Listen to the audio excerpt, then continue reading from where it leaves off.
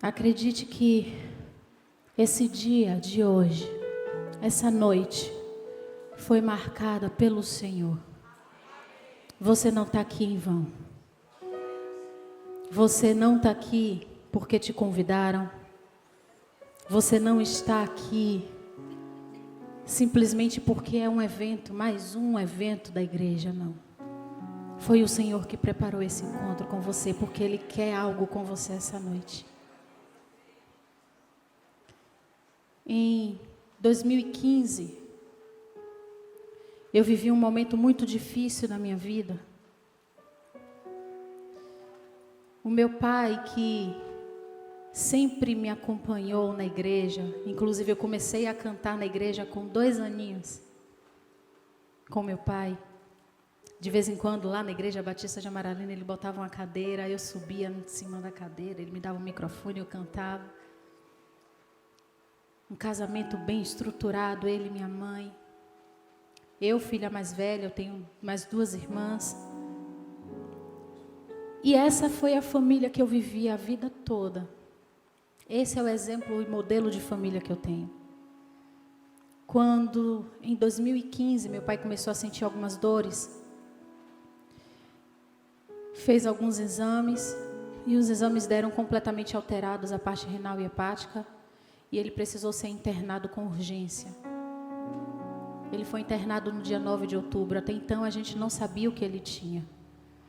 Mas nós, como bons cristãos que somos, entregamos essa causa ao Senhor. E começamos a pedir que Deus manifestasse o poder dele. Que o Senhor trouxesse a cura. Mas que acima de tudo o Senhor nos desse paz. A paz que excede o entendimento, a paz do Espírito. E nós oramos com fé. Quando 40 dias depois que meu pai foi internado, minha mãe liga para mim, eu estava com minhas irmãs em casa. Ela falou: Tirza, arrume suas irmãs, eu estou passando aí para pegar vocês, porque Jesus chamou seu pai. E aí eu pergunto a você, nesses momentos a gente fica confuso sobre a nossa fé. E aí eu lembro que eu ajoelhei no chão da sala e eu comecei a falar com o Senhor. Deus, eu não sei como eu vou reagir. Porque acho que quem já recebeu uma notícia dessa ou parecida com essa, no primeiro momento a gente não sabe como reagir, às vezes a gente chora, mas é um momento muito difícil essa primeira notícia. E nós fomos junto com minha mãe. Quando chegou no lugar onde meu pai estava, que eu abri a porta do quarto, que eu já vi meu pai deitado sem vida, eu levantei as mãos aos céus e disse ao Senhor: porque dele, por ele, para ele são todas as coisas.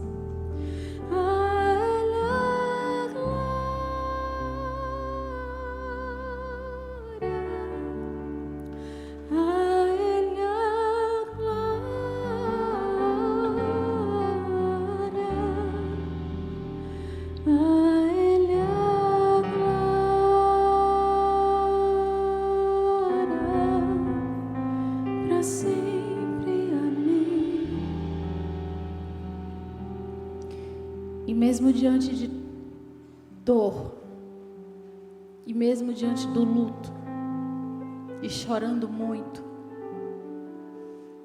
ter essa reação, e eu fui questionar o Senhor. Depois eu me afastei um pouco, eu falei: Deus, por que o Senhor me fez reagir dessa forma?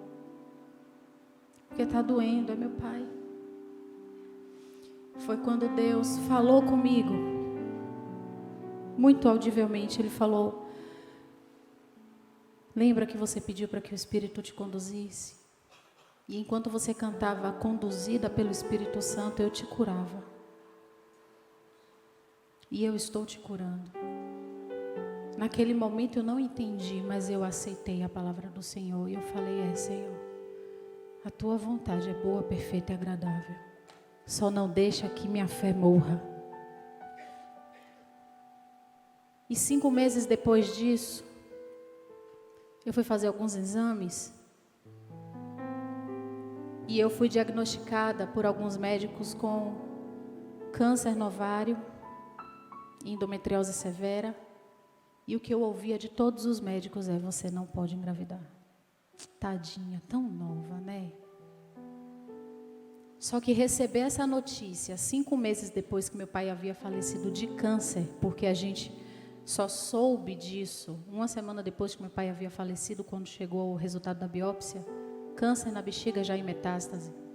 Não foi fácil conciliar essa notícia diante do luto que eu estava vivendo. E ali eu decidi pôr em prática o que diz Salmo 37, verso 5. Entrega o teu caminho ao Senhor. Confia, e o mais Ele fará. Tem uma música que diz assim: se Deus fizer, Ele é Deus. Se não fizer, Ele é Deus. Se a porta abrir, Ele é Deus. Mas se fechar, continua sendo Deus. Se a doença vier, se curada for, Ele é Deus. Se tudo der certo, Ele é Deus. Mas se não der, continua sendo Deus. E é esse Deus que nós cremos. É esse Deus Todo-Poderoso. Quando o Senhor me falou lá no dia que meu pai faleceu que Ele estava me curando, eu não tinha entendido naquele momento. Mas hoje, 2023, estou aqui no Congresso de Mulheres, Frutificai. E deixei os meus 2 filhos em casa com minha mãe, completamente curada, porque o Senhor continua fazendo milagres. Ah, minha irmã, eu não sei o que foi que falaram de você. Eu não sei qual foi o diagnóstico médico. Eu não sei quem foi a pessoa que feriu os seus sonhos, que fez você colocar na gaveta tudo aquilo que Deus já falou a seu respeito. Mas nenhuma dessas palavras é maior do que o poder de Deus. Ele é todo poderoso, Ele é grande, Ele é fiel, Ele é justo, Ele é santo. E Ele tem o domínio sobre a sua vida. A última palavra é dEle. Não importa o que disseram para você.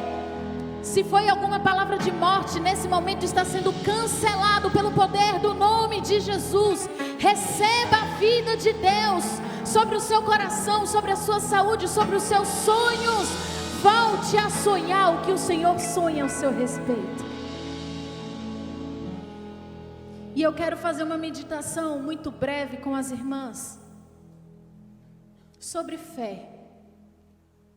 A gente fala muito de fé, a gente canta sobre a fé, a gente prega sobre a fé, mas viver a fé é um aprendizado diário. O que é a fé? Eu fui olhar lá no Google, antigamente era no Aurélio, né? Agora é o Google. Fui olhar no Google o que é fé. Fé é confiança absoluta em alguém ou algo. Crédito. Sinônimos de fé: confiança, certeza, confidência, crédito, fiança, fidúcia, firmeza, insuspeição, segurança, esperança.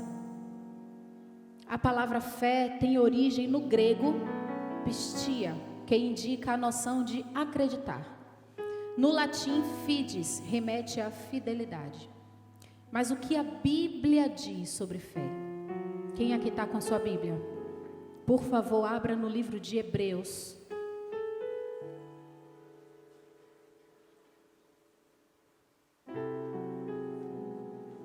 Hebreus capítulo 11.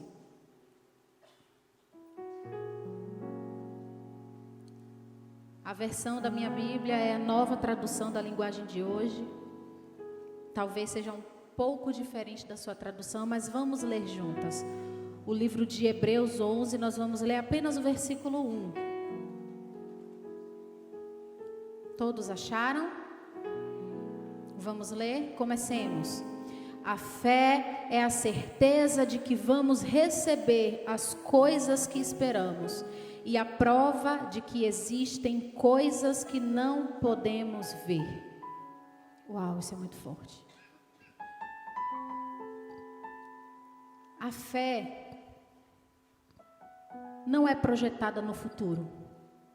A fé não é vivida no futuro e nem baseada no passado. Mas a fé é vivida no presente, diga presente. É exatamente onde Deus opera, pois ela, a fé, é uma certeza. Nós acabamos de ler o que a Bíblia fala a respeito de fé. E o autor de Hebreus diz, a fé é a certeza. Certeza. A gente não vai ter certeza de que vai acontecer, a gente não teve não, a gente tem a certeza. Certeza é agora, no presente. A fé é certeza. E é exatamente no presente onde Deus opera. E a gente pode ver isso lá no livro de Êxodo, capítulo 3, versículo 14.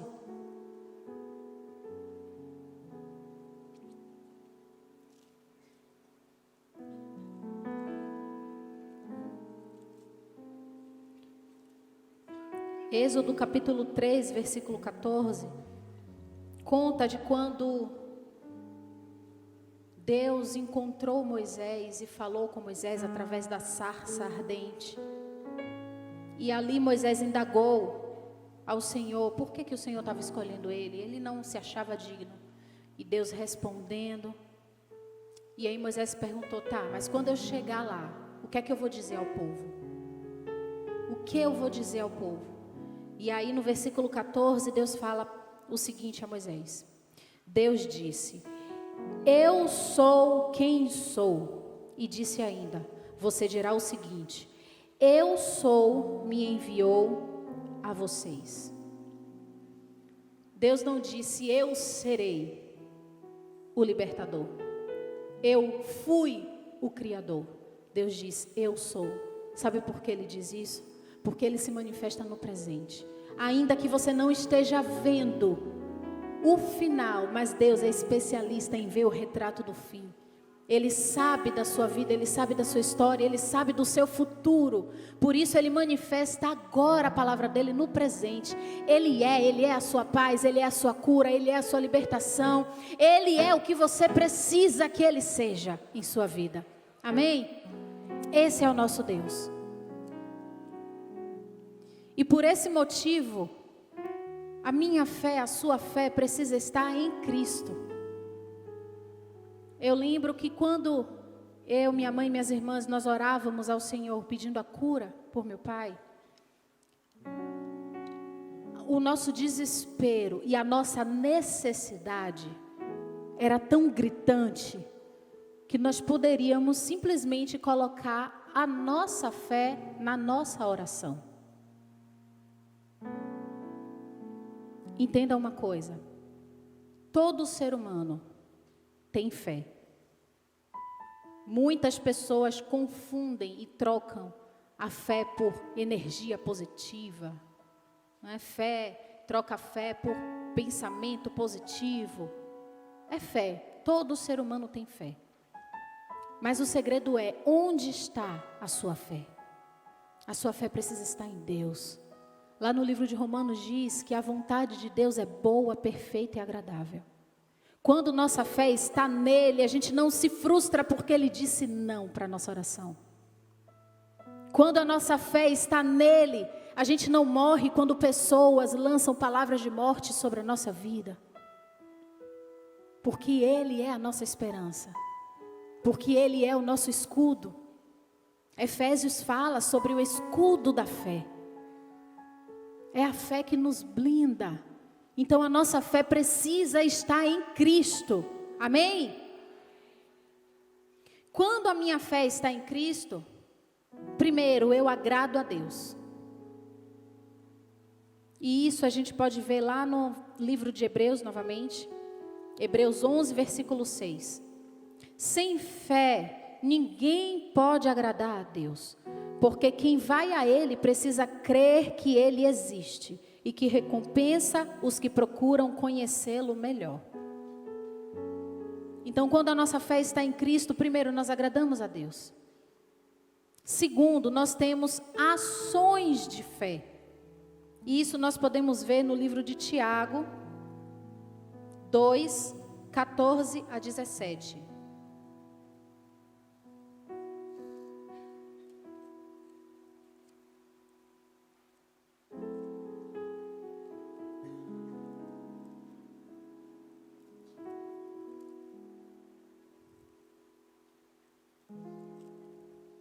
Tiago, capítulo 2, versículo 14 a 17, diz o seguinte: meus irmãos, que adianta alguém dizer que tem fé se ela não vier acompanhada de ações? Será que essa fé pode salvá-lo?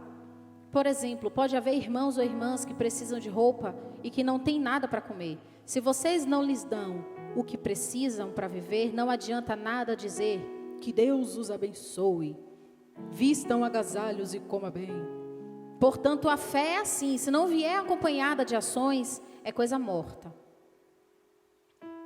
Então, quando a minha fé está em Cristo, eu tenho ações de fé. Terceiro, quando a minha fé está em Cristo, eu tenho salvação. Diga, salvação. Isso nós podemos ver no livro de Efésios, capítulo 2, eu estou passeando, alguns livros da Bíblia.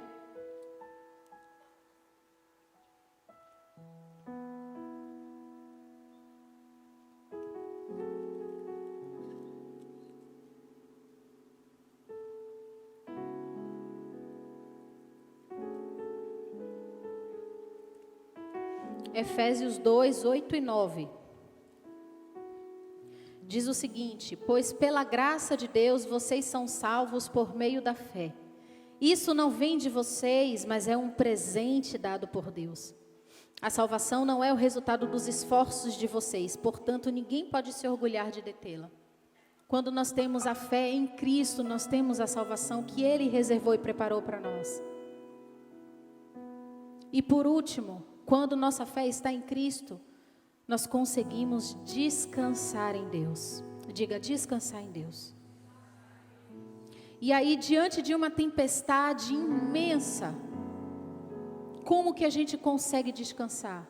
Porque normalmente são as dificuldades, as tribulações que tiram o nosso sono, não é? Que faz a gente ter uma vida bastante agitada, a gente perde concentração, a gente não realiza as coisas da forma que precisam ser feitas, a gente vai fazer um arroz, o arroz queima, misericórdia. São tribulações. Ou será que só eu que passo por isso, gente? Pelo amor de Jesus Cristo. Ninguém aqui queimou arroz na vida? Obrigado, Senhor, que eu não estou só. Graças a Deus. Mas a gente consegue descansar em Deus. Mesmo que essa tribulação seja forte demais e você julgue ela forte demais. Mas a gente consegue descansar em Deus, porque a nossa fé está em Cristo. A gente consegue ver isso no livro de Romanos, capítulo 4, versículo 5. Romanos 4, 5 fala o seguinte: porém, a pessoa que não põe a sua esperança nas coisas que faz, mas simplesmente crê em Deus, é a fé dessa pessoa que faz com que ela seja aceita por Deus. O Deus que trata o culpado como se ele fosse inocente. É Deus quem faz. Como a gente citou aqui anteriormente, Salmo 37:5 diz: entrega o teu caminho ao Senhor. Confia nele e o mais ele fará. É entregar e descansar. Eu tinha uma líder, Daniela Novaes, pastora Daniela Novaes, uma querida, amo demais. E uma vez ela falou: eu tenho pavor de rato, pavor, medo que eu perco as estribeiras. Aí o meu esposo falou para mim assim: entrega esse medo a Deus, Eu entreguei. Aí passou um rato, olha eu com medo de novo. Ele falou, mas você entregou a Deus e tomou de volta? Que às vezes a gente é assim, né? Senhor, eu entrego a Ti. Depois vem a situação, Senhor, eu recolho de Ti e pego para mim de novo. É descansar, gente, é entregar a Ele, saber que Ele vai continuar fazendo porque Ele é bom. Amém? A gente tem um exemplo muito bom e muito grande na Bíblia, inclusive ela está entre os heróis da fé, no livro de Hebreus 11, que é a Raabe. Quem aqui não conhece a história de Raabe? Uma mulher lá no Antigo Testamento que, prostituta, à margem da sociedade, as pessoas já olhavam para ela com desprezo, mas ela entrou na galeria dos heróis da fé. Ela está na linhagem do rei Davi, ela está na linhagem de Jesus. Uma mulher cheia de erros. Mas como a gente acabou de ler, Deus trata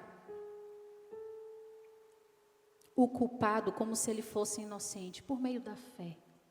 É a fé que perdoa, é a fé que ama. E eu queria que você se colocasse de pé mais uma vez.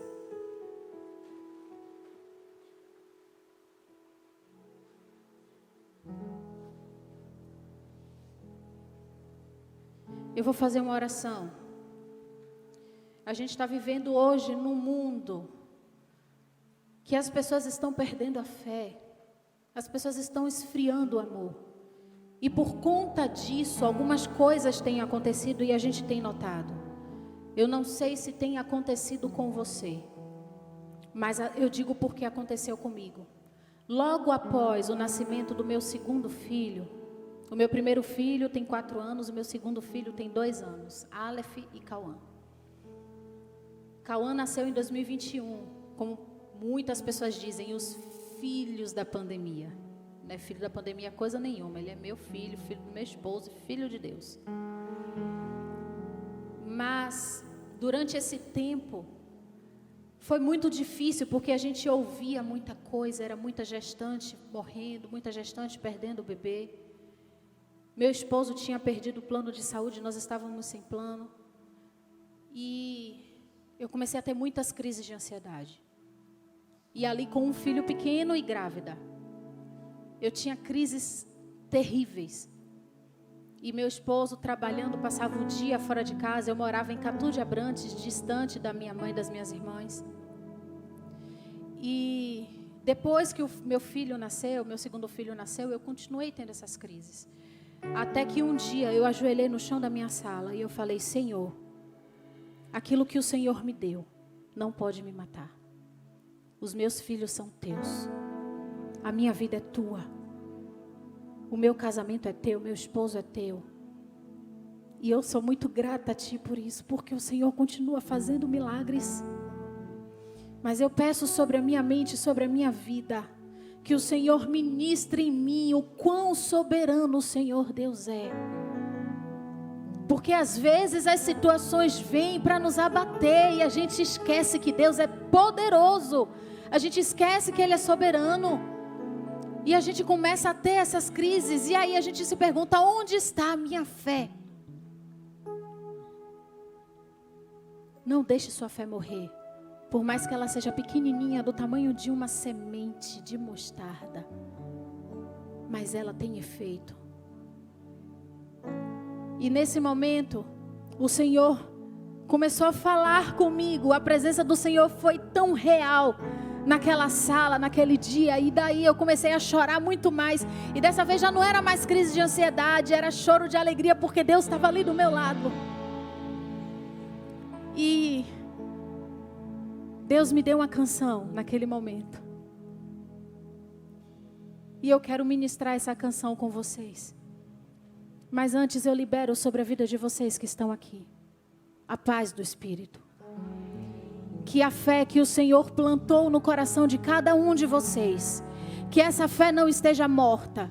E se um dia essa fé morreu, que hoje você receba vida no seu espírito, que você receba vida no seu corpo, em nome de Jesus. Que todo espírito de depressão, Todo espírito de crises de ansiedade que bata em retirada pelo poder do nome de Jesus, e que você viva plenamente tudo que o Senhor escreveu para a sua história, em nome de Jesus. Que a sua fé seja ativada essa noite, em nome de Jesus.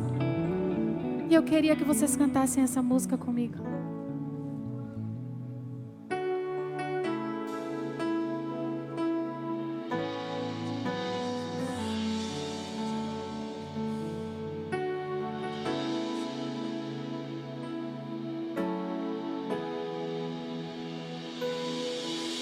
Sobre terra e céus não há outro, Criador de tudo não há outro, que me ame muito, muito mais do que eu possa pensar. Não há outro.